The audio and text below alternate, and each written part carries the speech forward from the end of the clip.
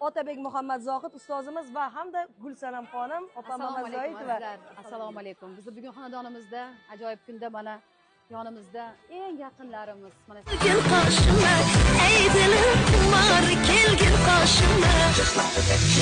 Kelamsan yo'lingga zor qarasam, sochlarimni mayda urib tarasam, nozlarim